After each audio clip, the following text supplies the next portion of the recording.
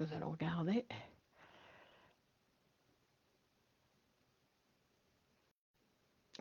Bonsoir. Bonsoir à tous. Nous voici, nous voilà. Nous sommes connectés. Alors nous allons vérifier tout de suite. C'est-à-dire que bonsoir à tous et à tous. Nous sommes mardi 4 novembre 2025 et nous sommes donc ici sur ce nouvel épisode de Psychanalyse pour tous. Donc bonsoir Nathalie. Donc comme vous le savez, ce soir nous faisons une petite parenthèse sur notre série de la psychanalyse est révolutionnaire, car nous allons parler, car c'est nécessaire, de la méchanceté. La méchanceté. On va voir un petit peu de quoi il s'agit quand on parle de méchanceté pour la psychanalyse. Vous savez que vous pouvez partager cette vidéo sur vos réseaux sociaux, qu'elle est ouverte à tout le monde, qu'elle est gratuite, alors vous pouvez la distribuer. Mary, bonsoir. Mary Luna, bonsoir. Eger, c'est bon. Eh oui. Et donc, bonsoir Ben. Olivier, bonsoir. Donc, bienvenue à tous. Vous savez que c'est un espace ici, un espace de diffusion de la psychanalyse où nous avons l'habitude de nous retrouver donc tous les mardis à 21 heures sur cette page de Facebook qui s'appelle Clémence Lonis Psychanalyse, où nous faisons des directs, où nous nous rencontrons tous les mardis à 21 heures pour parler de différents sujets. Vous avez la possibilité, Annick, bonsoir, de poser des questions, d'intervenir, et qu'il y a la possibilité d'un échange. Donc, comme je disais, aujourd'hui, nous allons essayer de parler un petit peu de la méchanceté. Surtout cette méchanceté qui est gratuite. Ah, parce qu'il y en a qui n'est pas gratuite. Marilyn, bonsoir. Il y en a qui n'est pas gratuite. Combien elle coûte? Qui n'est pas gratuite, c'est-à-dire que vous vous dites qu'il a raison d'être méchant. Bonsoir, Ben. Bonsoir tout le monde, non? C'est-à-dire, qu'est-ce qu'on doit penser? Parce que on peut se poser la question, non? Est-ce que c'est nécessaire d'être méchant dans notre vie? Est-ce que c'est nécessaire? Est-ce que c'est quelque chose qui bénéficie à quelqu'un? Salma, bonsoir, non? Est-ce que c'est quelque chose qui va être Marlène, bonsoir, Martine, bonsoir? Non, la méchanceté, est-ce que c'est quelque chose qui nous fait du bien à chacun d'entre nous? Alors, c'est ce que nous allons voir un petit peu. Est-ce que ça nous fait du bien, la méchanceté? Est-ce que nous aimons la méchanceté? Est-ce que l'être humain a une tendance à la méchanceté? Moussa, bonsoir. Alors d'abord, nous allons commencer par préciser que la méchanceté, c'est quelque chose qui appartient, Michel, exclusivement à l'être humain. Les autres espèces vivantes, les animaux par exemple, ne sont pas intéressés à être méchants. Habib, bonsoir. C'est-à-dire que les animaux, quand ils vont détruire, quand ils vont tuer, c'est pour se défendre et non pas, c'est pour se défendre nécessaire, non défensif, probable. Donc c'est pour se défendre ou pour euh, euh, leur territoire, non, pour manger. C'est-à-dire qu'ils ont une raison. Les animaux, ils ont une raison quand ils attaquent, on va dire. Bonsoir Hakim, bonsoir Morgène, peut-être. Donc, mais les êtres humains, non. Les êtres humains, ils sont capables d'être méchants sans aucune raison. Ils ont la capacité, Monia, bonsoir, d'être méchants pour le plaisir d'être méchants. C'est-à-dire que nous allons nous intéresser à Sabrina, je vous ai dit bonsoir, je ne me rappelle plus. Et nous allons nous intéresser à la méchanceté parce que nous devons voir que la méchanceté, elle est possible dans chacun d'entre nous, bien évidemment. Si c'est quelque chose qui existe chez les êtres humains, non, rien de l'humain ne m'est étranger. Donc, je dois voir que c'est quelque chose qui peut me toucher demain et que demain, moi aussi, j'ai la possibilité d'être méchante. Moi, vous et tout le monde. Donc, ça veut dire que je dois me rendre compte quelles sont les tendances. Rappelez-vous que nous sommes dans cet espace de psychanalyse de psychanalyse, c'est-à-dire ce terrain délimité, on va dire délimité, qui va parler non pas exactement de notre vie, mais de notre appareil psychique. Tout en sachant, comme nous avons eu la possibilité de le voir dans les directs antérieurs, que cet appareil psychique est à la base, c'est lui qui va produire cet appareil psychique, c'est lui qui va produire nos situations dans la vie. C'est-à-dire que quand il y a des conflits dans l'appareil psychique, ou il y a des difficultés à résoudre les conflits de l'appareil psychique, ben ça se voit dans la réalité du sujet, dans sa réalité. Soumeya, bonsoir. Donc on disait que si nous parlons de cet appareil psychique, parce que la particularité de cet appareil psychique, c'est qu'il va se satisfaire.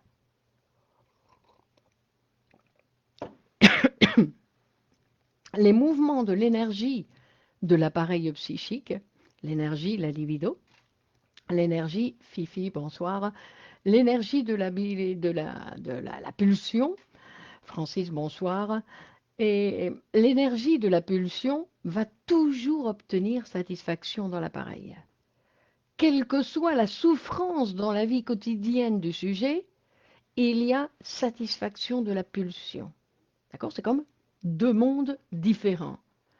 Et savoir que dans mon appareil psychique, il y a une satisfaction, c'est très important pour me rendre compte que même si je souffre, même si ce que je vis est terrible, dans mon appareil, il y a satisfaction. C'est-à-dire que dans mon appareil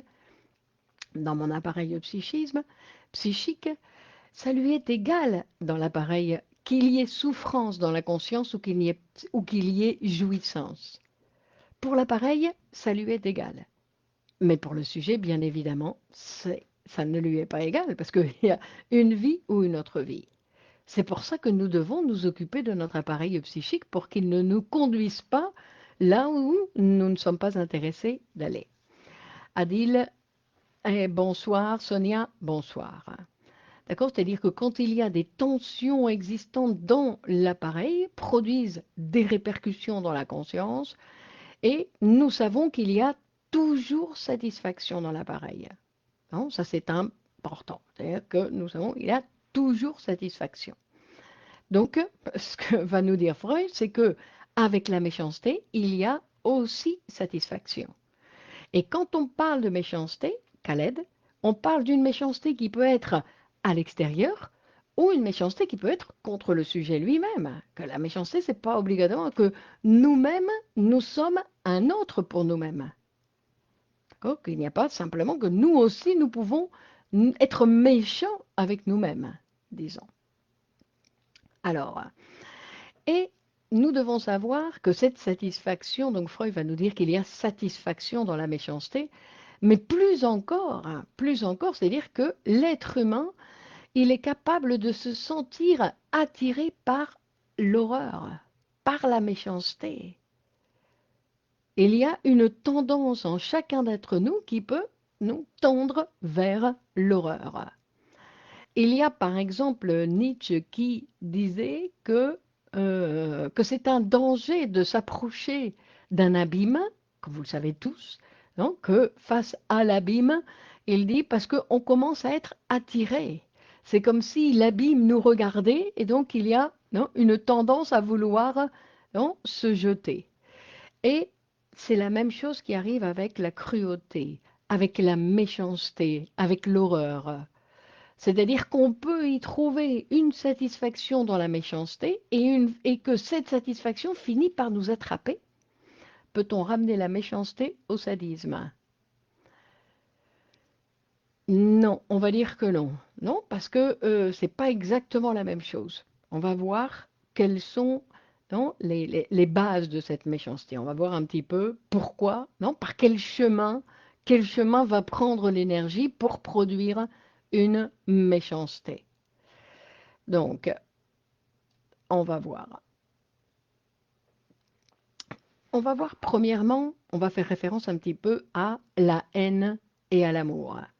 Que nous savons que pour détester quelqu'un, il faut l'avoir aimé. On ne va pas détester quelqu'un qu'on n'a jamais aimé. c'est pas quelque chose qui va intéresser l'être humain. On va détester quelqu'un qu'on a aimé ou qu'on aime, hein. Catherine, bonsoir. Non, c'est-à-dire que cet être humain que nous sommes a cette capacité-là, c'est-à-dire d'aimer quelqu'un qu'il déteste ou de détester quelqu'un qu'il aime, hein. Et que quand on est capable d'arriver à, il y a des amours qui sont exagérés, hein, c'est parce qu'ils cachent une certaine haine. Donc il y a toujours cette double facette. Et c'est-à-dire que voilà, l'amour et la haine vivent l'un avec l'autre et qu'il y a vraiment une antithèse à cet amour-haine, le côté obscur de l'intelligence émotionnelle. Donc il y a un côté antithèse de l'amour ou de la haine, c'est l'indifférence, hein. C'est-à-dire que quand je n'aime personne, ça veut dire que je n'aime que moi et que tous les autres sont secondaires.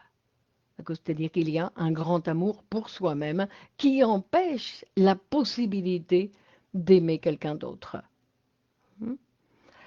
Et que donc l'indifférence, c'est la forme de cruauté. L'indifférence, c'est comme le prototype de la cruauté. C'est l'indifférence. L'indifférence dans le sens où l'autre n'existe pas. C'est une forme de cruauté, de grande méchanceté, hein, et qui est plus importante que celle qui vient de la haine. Parce que la haine, elle est toujours touchée par l'amour. Par contre, l'indifférence, c'est terrible, hein.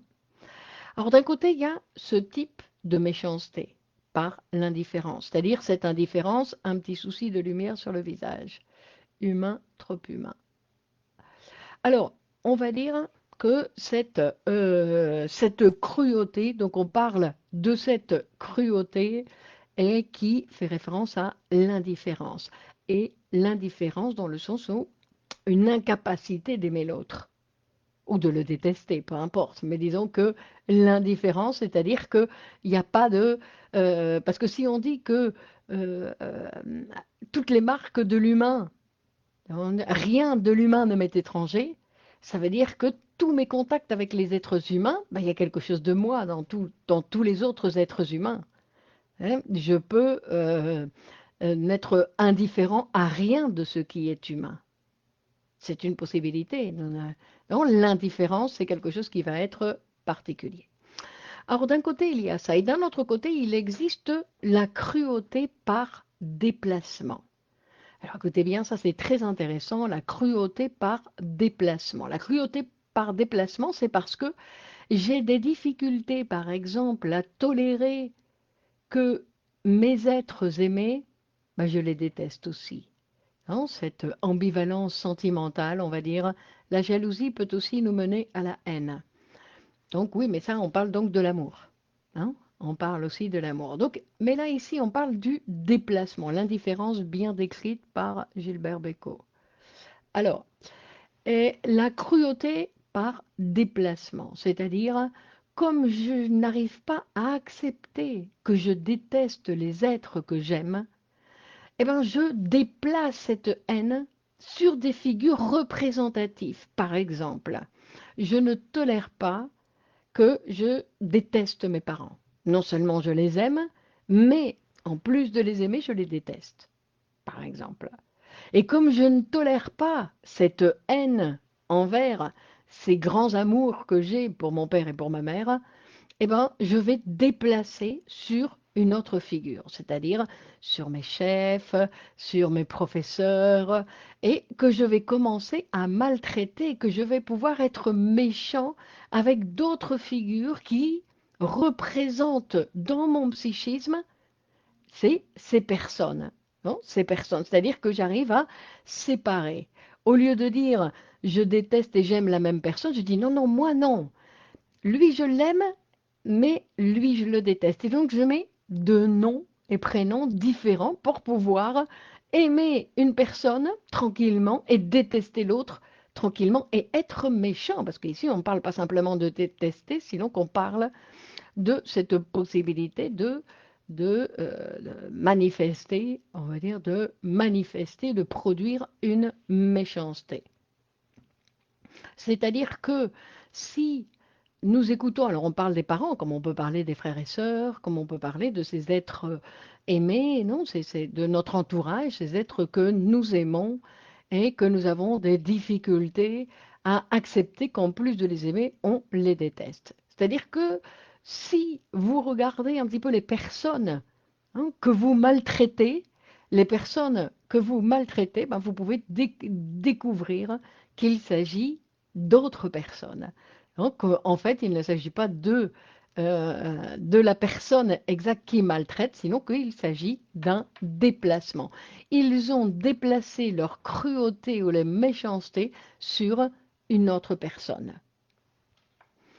C'est-à-dire que, et ça c'est quelque chose qui peut avoir lieu quand, chez certaines personnes, encore et même adultes, ils sont toujours dans une certaine idéalisation des grandes personnes, on va dire, de façon générale. Non, une idéalisation de ces grandes personnes. Comme on était petit, qu'on ne pouvait rien, bah, tout ce qui était grand, on pensait qu'il faisait bien, que ceux qui avaient des problèmes, c'était nous qui étaient petits, mais que ceux qui étaient grands, bah, ils faisaient tout bien, ils arrivaient à faire face à la vie, etc. Donc cette tendance qui appartient à l'enfance d'idéaliser les grandes personnes, bah, bien évidemment, en grandissant, petit à petit, on se rend compte que on peut diminuer le niveau d'idéalisation et les ramener un petit peu sur Terre. Mais si on a des difficultés et qu'on continue à les idéaliser, non, eh ben, on va finir par les détester. On va finir par les détester. Et mais on va les détester sur d'autres personnes.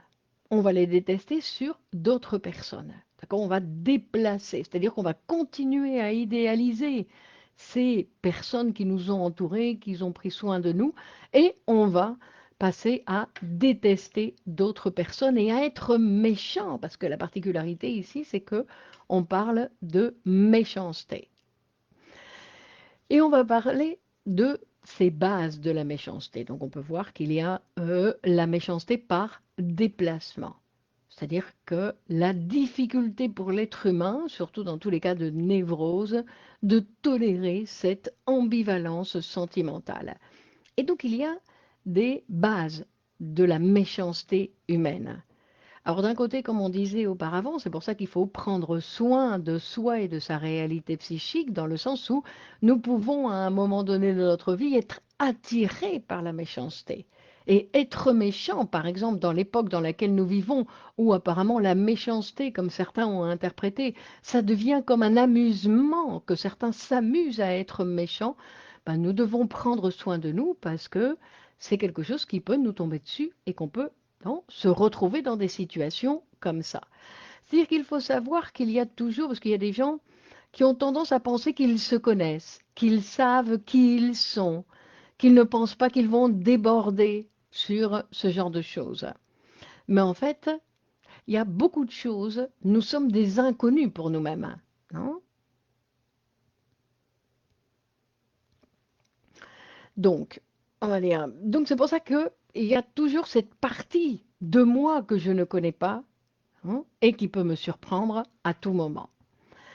Donc, la psychanalyse a découvert qu'il existe plusieurs types de caractères qui appartiennent pratiquement à chacun d'entre nous, dans le sens où, en tout cas, par lesquels nous sommes passés, parce qu'ils font partie de la constitution de l'appareil psychique.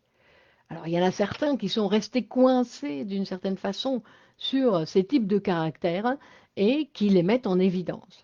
Et on va voir qu'il y a des traits de caractère que on peut penser que nous n'avons pas, et en fait, nous avons ce genre de trait de caractère. Donc, c'est-à-dire qu'il y a toujours, je dis, ces parties de nous-mêmes que nous croyons nous connaître, et en fait, nous sommes une énigme pour nous-mêmes. Donc, attendez, on va faire ça. Je vais essayer de réduire un petit peu ça pour voir. Marie-Laure, bonsoir. Bonsoir, il faudrait définir avec grande précision ce qu'on entend par méchanceté. On va dire méchanceté, c'est être méchant avec quelqu'un, non? Ça peut être physiquement, ça peut être verbalement. La méchanceté, c'est, si vous voulez, ça peut être de l'ordre du sadisme, hein, mais rappelez-vous que le sadisme est de l'ordre du masochisme. Et il n'y a pas de sadisme dans le sujet sans masochisme.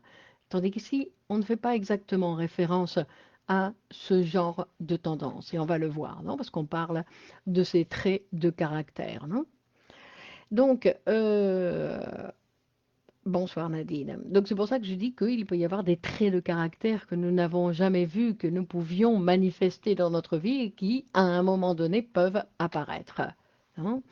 Et donc on peut découvrir autant des qualités positives qu'on ne pensait pas avoir, comme des qualités négatives que nous ne pensions pas avoir, hein. La méchanceté est une attitude, non? Ce n'est pas un affect, ce n'est pas un affect, ça ne dépend pas d'une structure psychique. Comment stimuler l'énigme intérieure? Qu'est-ce que ça veut dire? Donc, ce n'est pas une structure psychique, la méchanceté. Ça appartient à chacun d'entre nous. C'est une possibilité que nous avons tous, hein.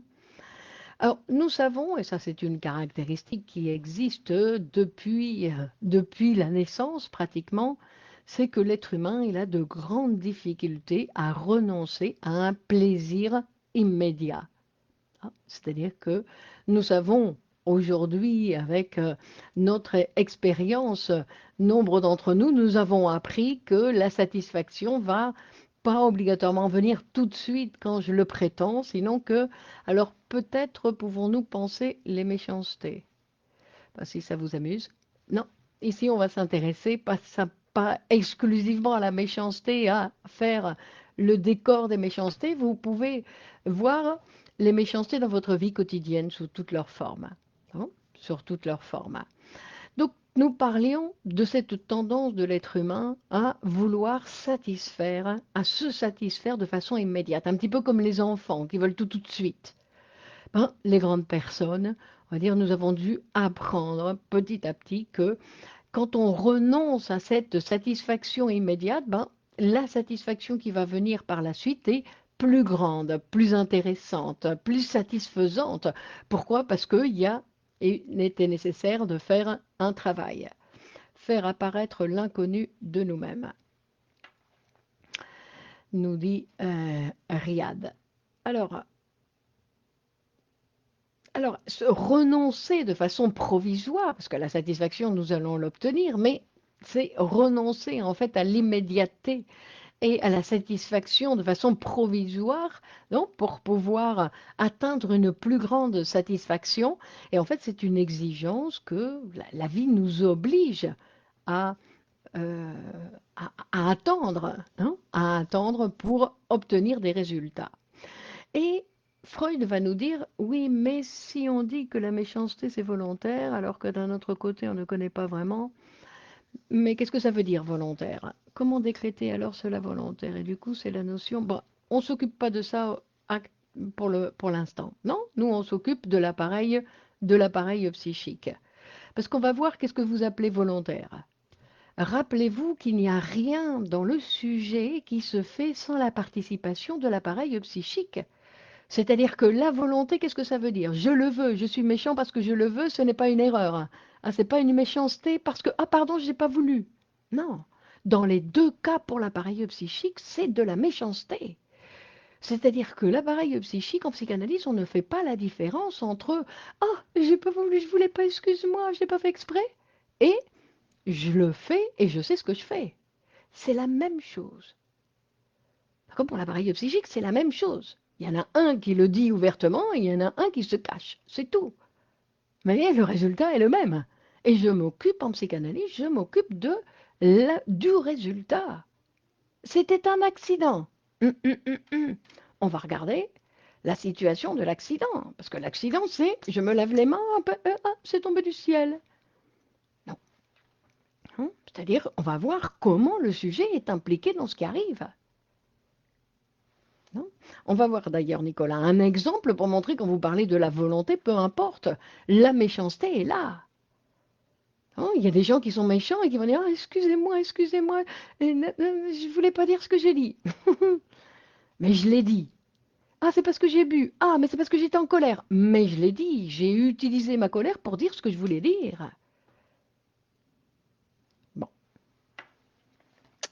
donc,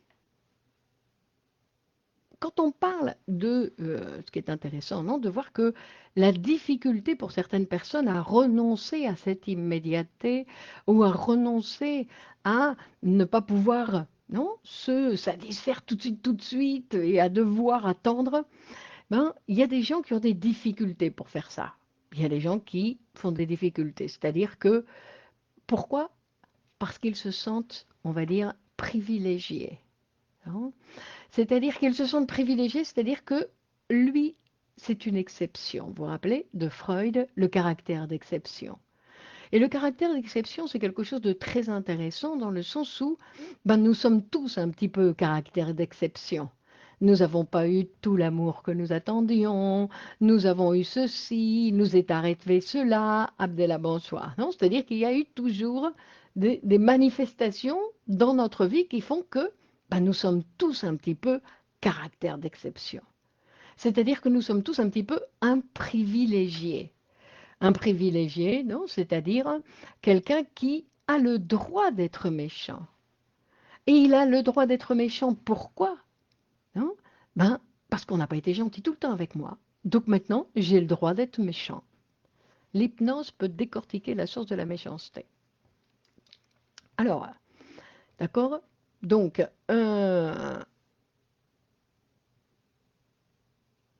et obtenir des privilèges par rapport aux autres, non? Pourquoi? Parce que j'ai été offensée, parce qu'on m'a offensée, parce que j'ai pas été aimée, parce que j'ai eu une maladie quand j'étais petite, non? Dans ma première enfance, parce que euh, je suis née femme, ou parce que je suis née homme, c'est-à-dire pas parce que je n'ai pas eu ce que je désirais, non? Et ou parce que j'ai eu un petit frère qui est venu troubler tout mon paradis infantile. Hein.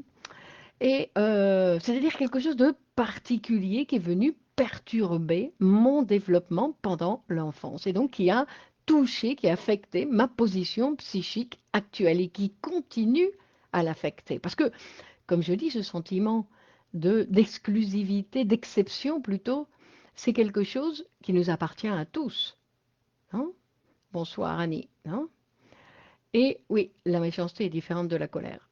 Donc, c'est quelque chose qui nous appartient à tous, ce sentiment d'exception. Après, nous avons dû grandir et pour certains, nous avons eu la chance de pouvoir l'abandonner et de plus sentir que moi, je suis quelqu'un de spécial, donc j'ai le droit à être méchant. On peut être méchant par vengeance. Oui, Nathalie, on peut être méchant aussi par vengeance. Il y a des gens qui vont se venger toute leur vie d'une personne, non, et qui vont être... on verra ça après si on peut le voir. Donc, c'est-à-dire que il y a quelque chose de particulier qui vient perturber chaque sujet et qui peut donc lui donner l'autorisation d'être méchant. Non, ce sont des caractères d'exception, des gens qui sont des êtres qui se sentent privilégiés. Et non seulement, et ça c'est intéressant pour pouvoir lire l'histoire, c'est-à-dire que je suis privilégié comme sujet, mais nous pouvons être privilégiés comme peuple. Nous sommes des peuples privilégiés, des exceptions. Non, comme, par exemple, non, comme certains pays qui ont beaucoup souffert et donc aujourd'hui qui ont le droit méchants, d'être méchants, euh, pas exactement par vengeance, sinon qu'ils ont le droit d'être méchants. Pourquoi? Parce que c'est le caractère d'exception. Méchant différent de gentil, si vous voulez. Donc on va dire une infériorité organique, par exemple, c'est un motif, non, face au caractère d'exception, se considérer que je ne suis pas beau, sentir que je suis une femme alors que j'aurais voulu être un homme, tout sentiment où il y a une particularité comme un fond d'injustice, quelque chose, un sentiment qui provoque l'injustice peut provoquer ce sentiment de privilégié, de privilégié. Hein. C'est-à-dire que la nature humaine a été injuste avec moi et donc maintenant je vais demander compensation. je vais demander compensation et donc je vais réclamer des choses donc, que moi j'ai droit pour compenser cette injustice. Donc j'ai le droit d'être méchant pour compenser cette injustice. Hein. C'est-à-dire que nous considérons que nous avons des droits par rapport aux autres sur certaines choses, non? C'est-à-dire que notre narcissisme a été offensé, notre amour-propre a été offensé, donc aujourd'hui nous allons avoir le droit d'être méchants, d'être cruels. Et donc nous voulons des privilèges spéciaux, non?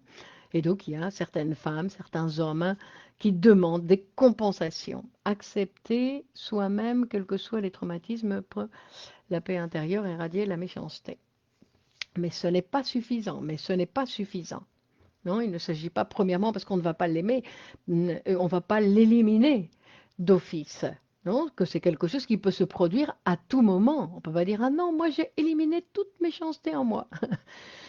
Non, ce n'est pas possible. La méchanceté est d'avoir gardé le mauvais objet à l'intérieur de soi.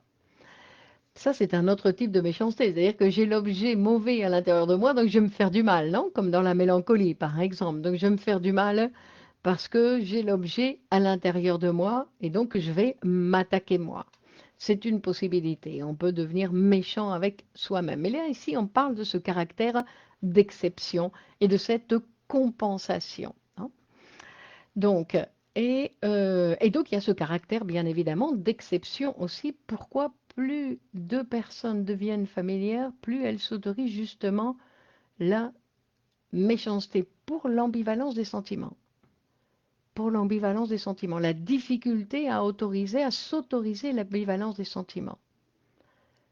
Non, c'est ça, c'est donc on croit que alors que parce que la méchanceté, on pourrait le problème de la méchanceté, c'est quand on commence à y prendre goût.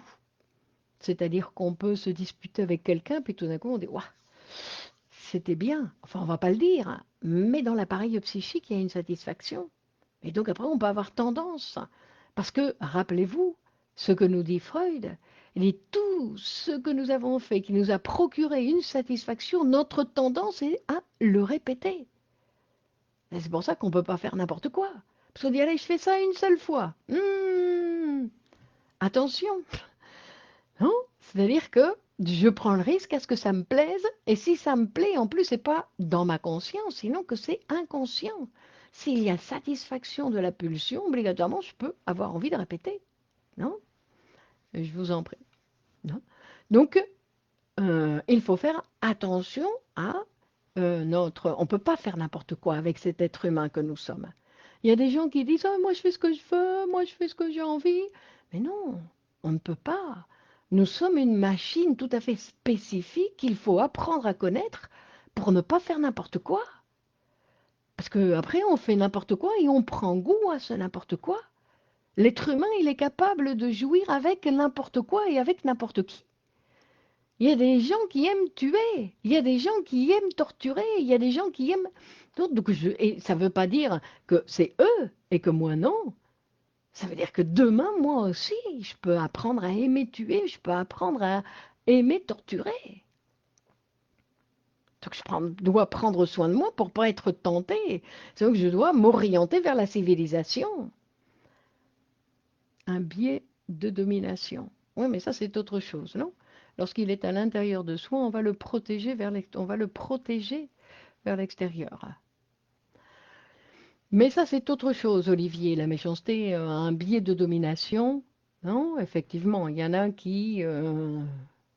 mais là, on parle des sources, de ce qui va provoquer cette méchanceté. Parce que là, on parle de la domination, c'est-à-dire qu'on parle des effets, on parle hein, des multiples satisfactions que peut donner la méchanceté. C'est-à-dire que si je deviens méchant, je peux avoir de multiples satisfactions.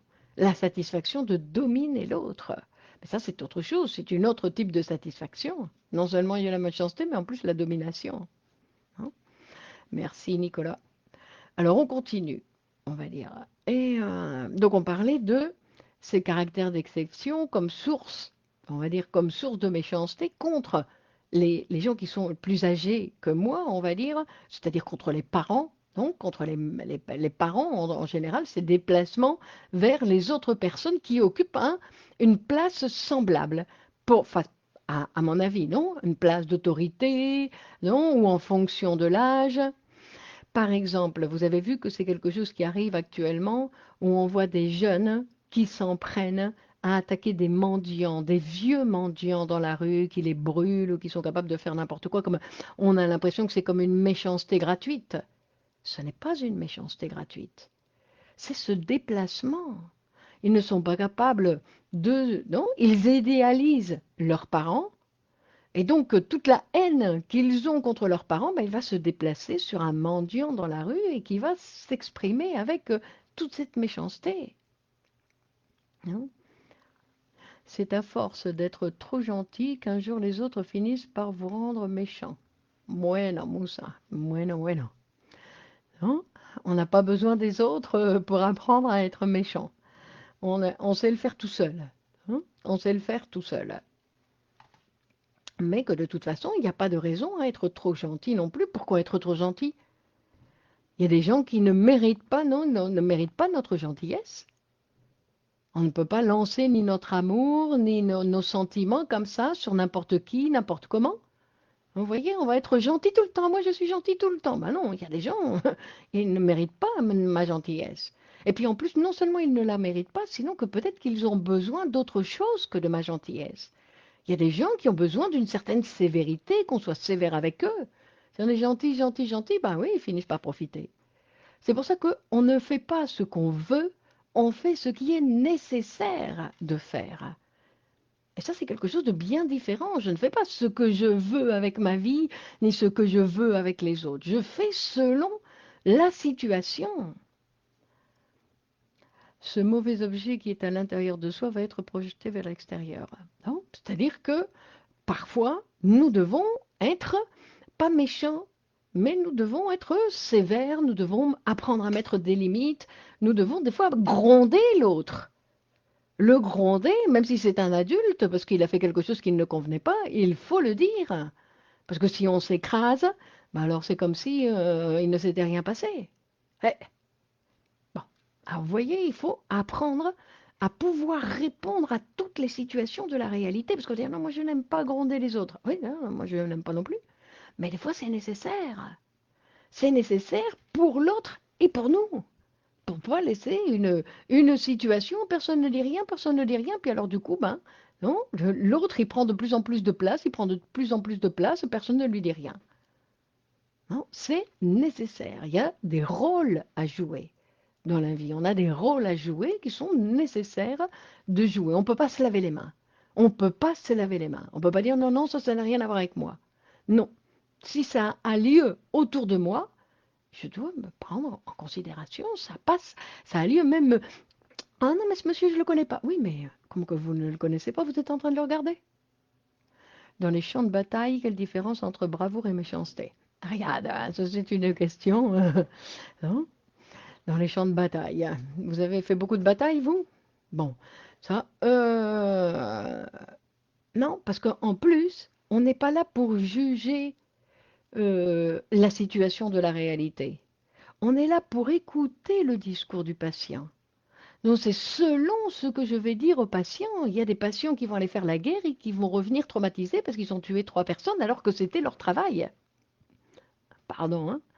Non, par exemple. Donc là, on va les écouter, on va voir comment ils parlent. Non?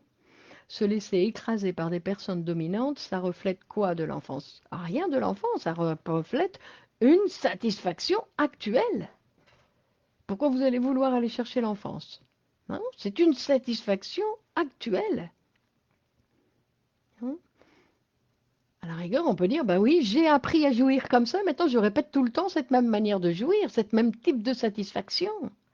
C'est pour ça, je peux me satisfaire en me laissant dominer par les autres, je peux me laisser satisfaire en étant méchant avec les autres.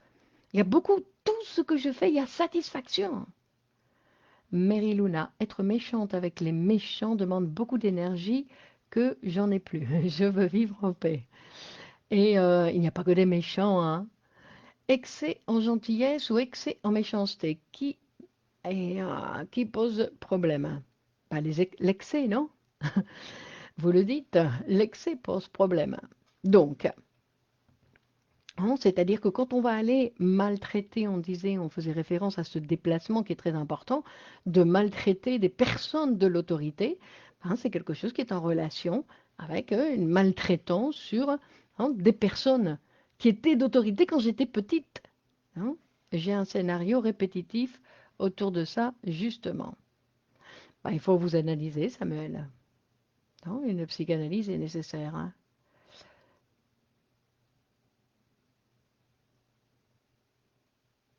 Donc, se sentir privilégié bah, finit toujours par être la source de méchanceté. D'accord? Se croire privilégié dans le sens où j'ai le droit aujourd'hui de faire certaines choses par une injustice antérieure qui vient en général de l'enfance en plus et donc qui va me permettre d'être méchant non, aujourd'hui.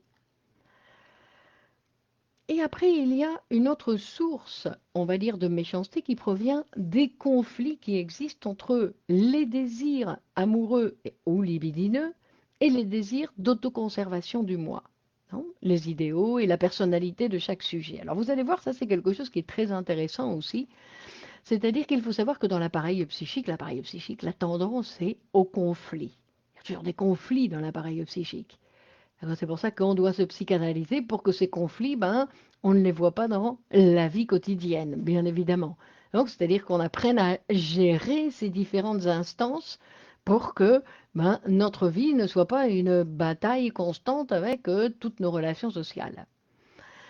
Et on va dire que le conflit devient pathogène, le conflit de cette vie psychique devient pathogène quand la libido essaye de satisfaire le moi avec quelque chose qu'elle considère interdit, avec quelque chose que le moi considère comme interdit. Interdit, c'est-à-dire les désirs incestueux. La seule chose véritablement interdite dans l'appareil psychique, c'est les désirs incestueux. Non. Alors, étant donné que nos habitudes cachent forcément de la satisfaction, alors comble, quand on en souffre, c'est de la jouissance. Une satisfaction ignorée. Ben oui, Nicolas. C'est pour ça qu'il faut se psychanalyser, parce que sinon, c'est très difficile d'abandonner. Si ça nous donne satisfaction, comment je vais abandonner quelque chose qui me donne satisfaction, hein? C'est pour ça que... Mais là, ici, on va parler des désirs incestueux. Et alors ici, ça devient un sujet très intéressant, parce qu'on va parler d'une certaine méchanceté vis-à-vis de nous-mêmes. C'est-à-dire que Freud va découvrir que la loi, c'est la loi qui fabrique le péché et le pécheur. Non. C'est-à-dire que nous sommes tous incestueux quand nous ne connaissons pas la loi qui interdit l'inceste. Tant que nous ne connaissons pas la loi qui interdit l'inceste, nous sommes incestueux. D'accord? Mais quand arrive la loi qui vient interdire l'inceste, non? Alors tombe sur nous, tout d'un coup, on nous déclare pécheurs. Nous avons péché, c'est-à-dire que nous sommes des criminels. Nous avons commis un crime, hein. Nous avons commis l'inceste. Parce que l'inceste, non, du complexe d'Oedipe, c'est je tue mon père et je couche avec ma mère. Non, c'est pour ça qu'on parle de crime. Si nous ne faisons pas ce que l'on veut, il y a toujours le libre arbitre, le choix du bien ou du mal, du méchant ou du gentil. Alors, euh, c'est-à-dire que... alors, attendez, pourquoi on en arrive là? C'est-à-dire que, ça c'est très intéressant, parce que l'être humain, ensuite, il va être capable de se culpabiliser parce qu'il a fait quelque chose qui n'était pas interdit, parce qu'il y a eu toute une partie de notre vie où le désir incestueux n'était pas interdit. Les désirs incestueux n'étaient pas interdits. Tant que nous ne connaissons pas la loi, le désir incestueux n'est pas interdit. Il est interdit quand tombe la loi. Mais après, nous faisons comme un retour en arrière et nous disons, ah, quand je ne le savais pas, je l'ai fait. Et donc, je me culpabilise d'avoir fait quelque chose quand je ne connaissais pas la loi. Vous comprenez un petit peu pourquoi nous devons nous psychanalyser? Parce que nous sommes coupables de quelque chose, en fait, ce n'est pas que nous ne l'avons pas commis. Nous l'avons commis, mais quand nous ne connaissions pas la loi. L'inceste commis est une transgression à la loi. Mais l'inceste est commis chez tout le monde, chez nous tous, que nous sommes tous ici, dans la petite enfance. Pourquoi? Parce que nous l'avons fantasmé. Et aujourd'hui, certaines personnes sont capables de se culpabiliser parce que quand ils avaient 2 ans, ils ont fantasmé des désirs incestueux. Et aujourd'hui, comme ils savent que c'est interdit, ben, ils se culpabilisent de ça. Hein. Et ça, qu'est-ce que ça fait? Qu'est-ce que ça provoque chez le sujet? Ben, cette culpabilité qui ne lui permet pas de jouir de la vie. C'est-à-dire que face à toute jouissance ou à tout succès, à tout désir exaucé, on va dire, ben, c'est comme une menace. Que tout désir exaucé, ça devient comme une menace. Hein. Et ça, c'est-à-dire que la loi devient source de méchanceté.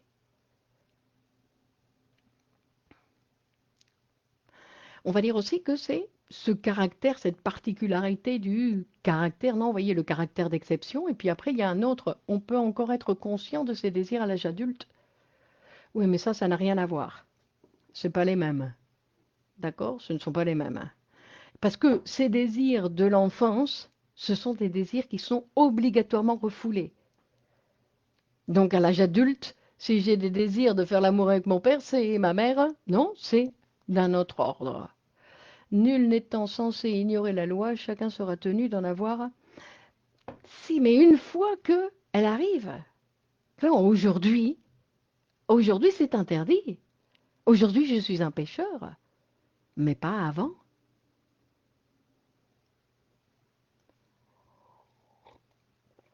Je ne comprends pas, Mourad, la question. On parle de la mortalité? Je ne comprends pas. Donc, on va dire, parce que Freud, il va nous dire, c'est pour ça qu'il y a certaines personnes qui échouent face au triomphe. C'est-à-dire que quand leur vie commence à aller mieux, eh ben c'est là où ils sont capables de tomber malades. Parce que leur vie va mieux. Comme quoi il y a un désir qu'ils attendaient, qui est en train de se réaliser et qu'ils ne supportent pas à cause de cette culpabilité infantile. C'est comme s'ils ne supportaient pas le bonheur.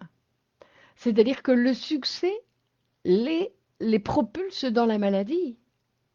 C'est-à-dire que ce n'est pas la privation externe qui les rend malades, mais la privation interne. Non, non, on ne peut pas. Ce sont des désirs qui sont refoulés. D'accord? Quand on parle de l'appareil psychique, il y a des désirs, ce qui fait fonctionner l'appareil, ce sont des désirs qui sont refoulés. On ne s'en rappelle pas. On ne peut pas s'en rappeler. D'accord? Ce sont des choses qui sont devenues inconscientes.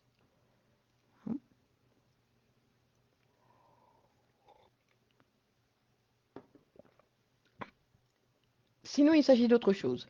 D'accord? Si on s'en rappelle, c'est qu'il s'agit d'autre chose. Bien sûr, on se rappelle qu'on a dit une fois, parce qu'on nous l'a raconté, j'ai dit à maman que je voulais me marier avec elle. Mais ça, c'est parce qu'on me l'a raconté. Non? Par exemple. Mais ça, de toute façon, c'est quelque chose de différent. D'accord? C'est quelque chose de différent. Donc,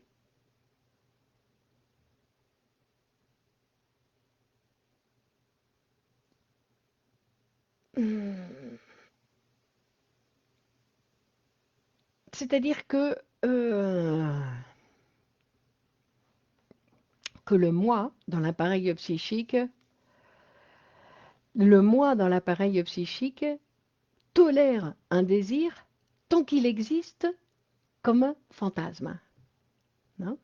Je fantasme de devenir une actrice très connue. Demain, ça arrive. Et alors, ça devient une catastrophe. Ma vie devient une catastrophe. C'est-à-dire que ce désir ne peut exister en moi que sous forme de fantasme. C'est-à-dire que tout ce qui va me mettre sur le chemin de cette réalisation de désir, bah, je vais avoir plein d'obstacles. Plein d'obstacles. C'est plein d'obstacles.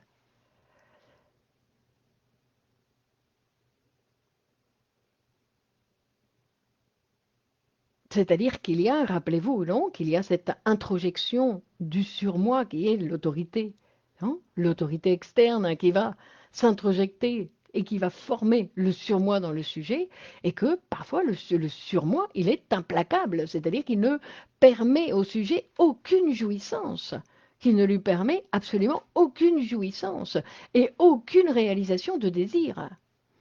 Vous avez parlé de la privation interne. Si vous le permettez d'éclaircir davantage cet angle en donnant un exemple, ben, c'est-à-dire qu'il y a privation quand on parle de ceux qui échouent, non? C'est-à-dire que, apparemment, je crois que c'était ça, non? Quand on parlait de la privation interne. Non? Quand je désire quelque chose depuis longtemps, non? Comme les gens qui ne supportent pas le bonheur et qui tombent malades, non? C'est-à-dire que ce n'est pas la privation externe puisque j'ai la satisfaction externe. Ce qui me rend, non, malade, c'est la privation interne, c'est-à-dire que oui, c'est vrai, c'est une question. Attendez, attendez.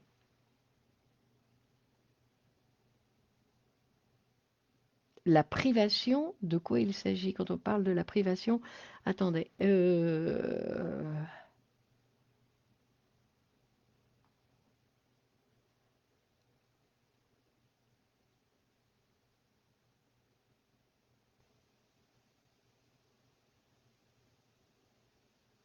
C'est-à-dire que la privation interne, ben exactement, c'est ce qu'on est en train de dire. C'est-à-dire qu'il s'agit de ce désir qui ne peut être qu'un niveau de fantasme, qu'on ne peut pas le réaliser. Il doit exister que sous forme de privation, hein, et qu'il va toujours y avoir obstacle pour le sujet, pour la réalisation de son désir, parce que le moi ne peut pas tolérer la réalisation de ce désir.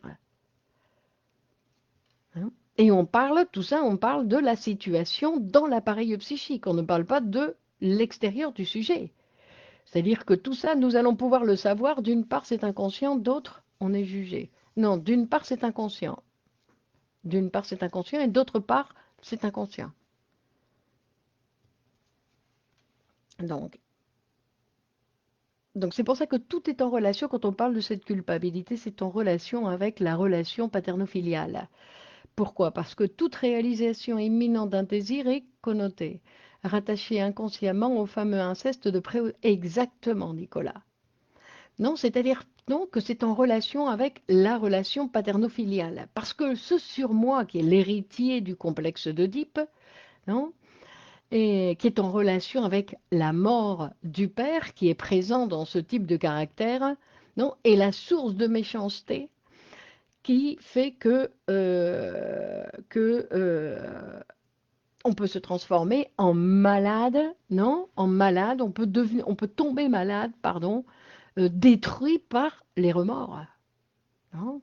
Estelle, bonsoir. Quand on s'est empêché de briller, un rapport avec ses désirs inconscients. Quand on s'est empêché de briller parce que non, le moi ne tolère pas la possibilité de la réalisation. Non, comme si c'était quelque chose qui était en relation avec un autre type de désir, ou parce que il n'y a pas il n'y a pas de d'autorisation de réaliser ce désir. Hein, comme on disait auparavant, c'est-à-dire et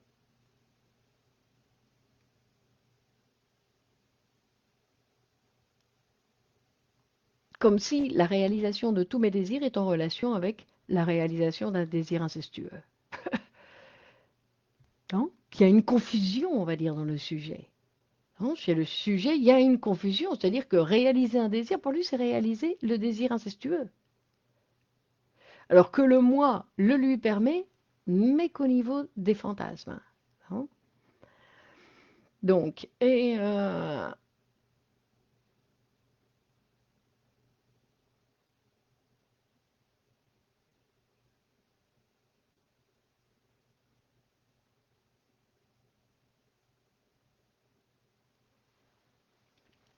C'est-à-dire que nous pouvons avoir donc un sentiment de culpabilité pour quelque chose que nous n'avons pas commis, mais que nous avons simplement fantasmé. Non, non, ça ne dépend pas ni de comment nous avons vécu l'Oedipe et la réactivation oedipienne, sinon ça dépend à chaque fois comment nous positionnons. C'est-à-dire que le sujet que nous sommes comme appareil psychique, à chaque fois qu'il y a quelque chose d'important dans la vie du sujet, ben, il doit se repositionner, il doit reprendre la décision. La décision de quoi? De renoncer à la satisfaction incestueuse. Hein. Ce n'est pas quelque chose que, Estelle, que la psychanalyse étudie. Hein. Et ensuite, nous avons par exemple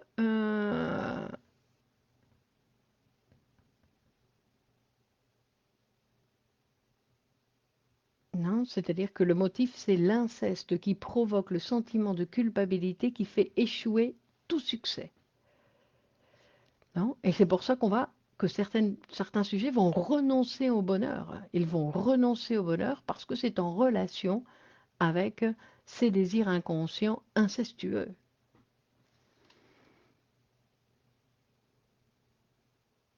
Et ensuite, et c'est-à-dire, mais ça, ce n'est pas l'inceste. Non, ce n'est pas l'inceste qui provoque ça. Sinon, c'est la loi de l'interdiction de l'inceste. C'est-à-dire que nous sommes capables de nous punir pour quelque chose que nous avons commis, entre guillemets, parce que commis, nous l'avons simplement fantasmé, mais nous l'avons commis seulement avant de connaître la loi. Culpabilité d'avoir fantasmé. Samuel, pour l'inconscient, c'est la même chose. Fantasmer, non, le surmoi, il ne fait pas la différence entre si je suis passé à l'acte ou je ne suis pas passé à l'acte. Ce n'est pas pour parler de moi, mais je n'ai rien de mieux comme exemple. Je viens enfin de trouver un super compromis dans la composition musicale. Et comme par hasard, je fume 2 fois plus et ma santé a du mal à suivre. Je ne sais pas si on peut faire interpréter. On ne peut pas s'interpréter comme ça soi-même, Nicolas. Et ce n'est pas de l'autopunition. Si, si, c'est de l'autopunition. Non, c'est de l'autopunition. Mais on peut s'autopunir ou on peut utiliser quelqu'un. Hein. Il y en a qui utilisent, Nathalie, d'autres personnes qui font intervenir, qui se font maltraiter. Non, et que, en fin de compte, c'est de la punition. Ils se font maltraiter. Il y a de multiples manières de se punir. Hein. C'est-à-dire que qu'est-ce qui pousse un oncle maternel ou paternel à abuser sexuellement de leurs enfants? On dit que c'est plus facile d'avoir des relations avec des enfants qu'avec des adultes, par exemple. Alors, ce que va nous dire la psychanalyse, et on va terminer là-dessus, c'est que, en chacun d'entre nous, il y a la graine de la méchanceté. Et donc, nous devons faire un travail pour ne pas la laisser grandir en nous.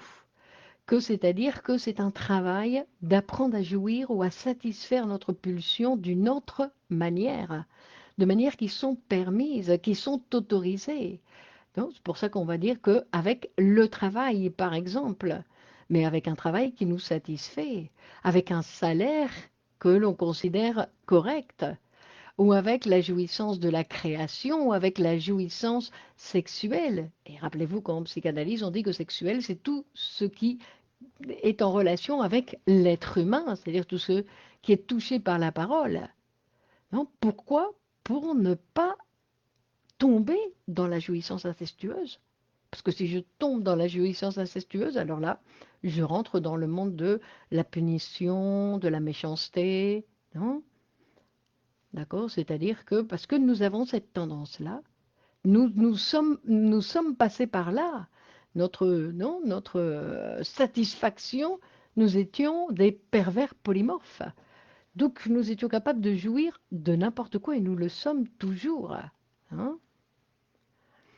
Donc, parce que la loi arrive après avoir commis le crime. Non. Donc, nous nous punissons pour un crime que seulement nous avons commis dans le fantasme, quand nous ne savions pas qu'il s'agissait d'un péché. C'est-à-dire que nous sommes tous incestueux dans la première étape de notre vie. Alors, voilà pour aujourd'hui. Non, bon, il y avait d'autres choses à faire, mais on ne va pas s'éterniser sur le sujet, n'est-ce pas? Je pense que les informations que j'ai données aujourd'hui sont déjà très intéressantes, que c'est important surtout que de pouvoir apprendre à mieux tolérer sa propre méchanceté ou à apprendre à travailler pour éviter que cette tendance qui existe en chacun de nous. Donc, je vous rappelle que vous pouvez partager cette vidéo sur vos réseaux pour que nous soyons plus nombreux à nous intéresser à ce qui nous arrive réellement. Bonsoir Francis. Que je vous rappelle pour ceux qui sont intéressés de continuer à étudier ou d'étudier plus sérieusement. Il y a un cours qui va commencer dimanche sur les névroses et les psychoses qui va être très intéressant. Donc, qui est publié sur cette page de Facebook. Donc d'un côté, il y a le cours de névrose et psychose qu'on peut voir le dimanche à 17 heures ou en différé et que jeudi commence un nouveau groupe de supervision pour tous ceux qui veulent venir voir un petit peu de quoi il s'agit. Les groupes de supervision, vous pouvez participer, c'est le jeudi à 21 heures. Merci Riyad, Marilyn, Estelle, Nadine, Nathalie, Michel, Soumeya. Bonne continuation à tous et on se retrouve donc bien évidemment mardi prochain à la même heure, au même endroit. Je crois qu'il existe des personnes mauvaises au sens où elles n'ont aucune intelligence émotionnelle et qu'il n'y a aucun espoir pour elles. Il y a toujours un espoir, il y a toujours un espoir. On peut commencer sa psychanalyse à n'importe quel âge. Exactement, il nous touchait pour nous laver. Donc le plaisir tactile que j'en éprouvais venait même dire que ce rapport-là est permis. Bonne continuation, au revoir Annie, et on se retrouve mardi prochain à 21 heures. Au revoir.